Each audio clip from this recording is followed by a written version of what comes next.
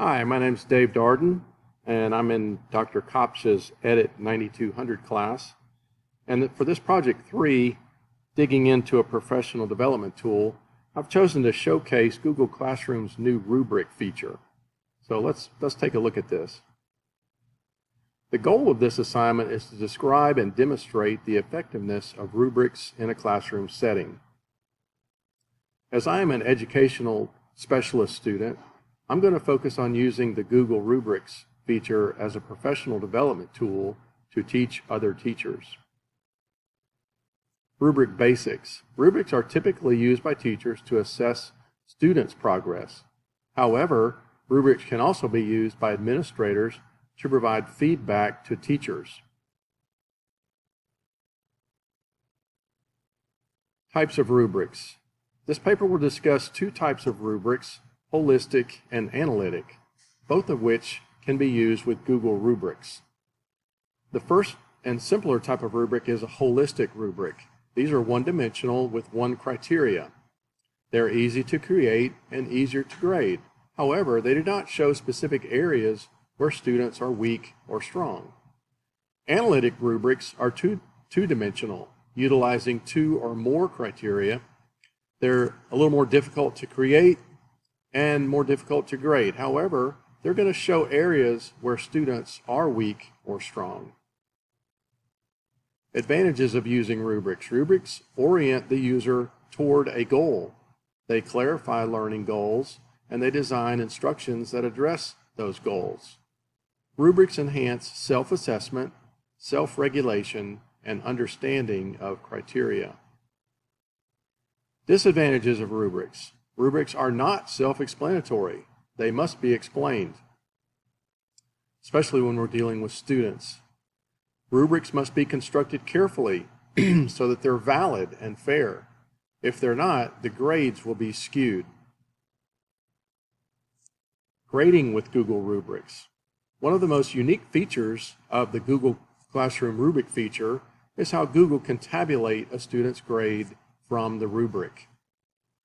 After the criteria has been entered into the rubric, Google totals the points from the criteria and even converts the points into a percentage of 100. Leaving comments. Another nice feature of the Google Rubrics feature is how you can leave comments. When a teacher returns a student's work to them, they can leave comments along with the grade. If a teacher exports a rubric to another teacher or a group of teachers, they can also leave comments as well. Here's our first example of a rubric using the feature of creating the rubric within Google Classroom.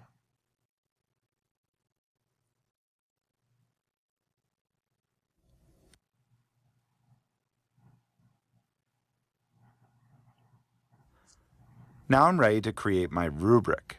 I can do so by clicking on the Rubric button.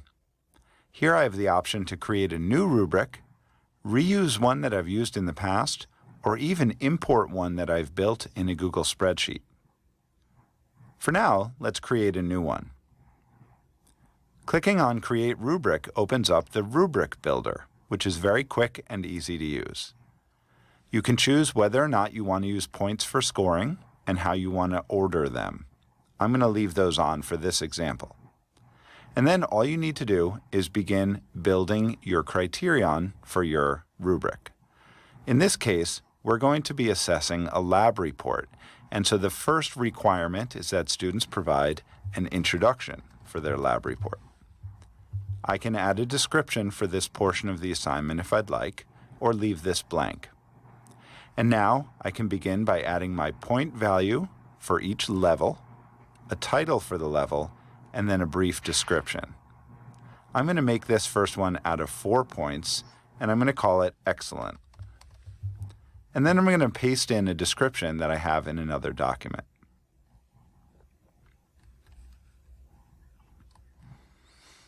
Now I need to add my 3-point level, so I'm going to click on this plus button and go ahead and edit it. And now my 2-point and my 1-point. Once my first criterion is complete, I can click on the Add Criterion button to begin building my second. Please note you also have the opportunity to duplicate this entire criterion so that you only need to edit small parts of it. Okay, so that was an example of building a rubric within Google Classroom. Our next demonstration is how to add a rubric to Google Classroom from Google Sheets.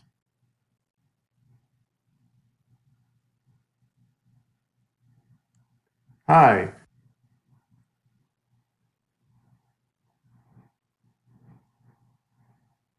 I'll leave blank for now, but down here, the rubric icon is what we're really interested in.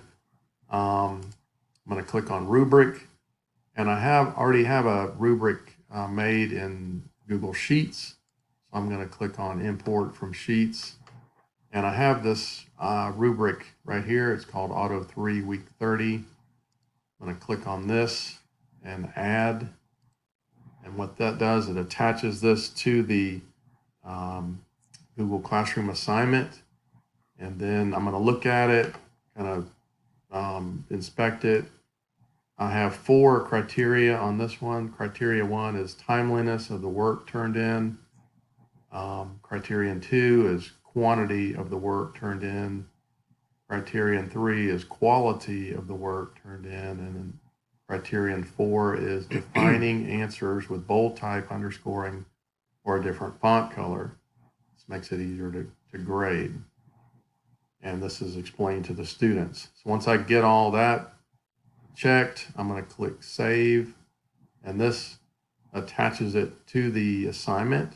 And then if everything else looks good, I'm going to click Assign, and that's going to assign this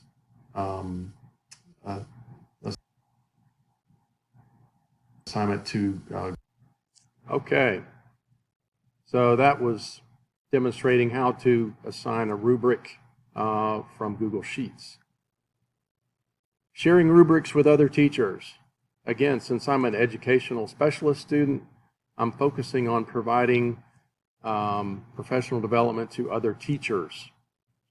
Once rubrics have been exported to Google Sheets, they can be edited, sent to other teachers, or can be used for other classes. Here's another demonstration of Google Classroom rubrics. This is exporting rubrics to Google Sheets.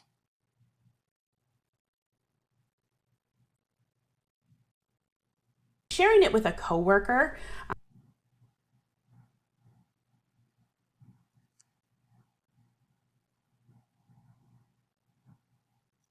If you have your rubric open, okay, and so you can do that just by navigating to the assignment that the rubric is attached to, and by clicking on that rubric there. Okay, so it brings it up for you. If you go to those 3 little dots, you have a couple of choices. You can edit the rubric, okay, you can delete it, which we probably don't want to do, but you can also export it to Sheets. Okay, so I'm going to click on Export to Sheets. And what that's going to do is it's going to take that information on your rubric, and it is going to create a Google Sheet file that can then be imported to Google Classroom as a rubric by your coworker. So the Google Sheet file that is created is saved to your Google Drive, and you can actually access it directly from your Google Drive. Okay. So you will notice here that here is our Google Sheet. Okay, and so if you're sharing it with a coworker, you can go to the share button. Okay, and what you can do is you can add a person to share it with. Okay, and so you can share it with your coworker, whoever might want to reuse that rubric.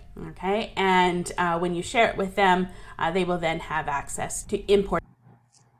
Okay, so that was an example of how to export a rubric to Google Sheets. This is a rubric, I don't have time to show this, but this is a rubric used by teachers to improve their own teaching abilities.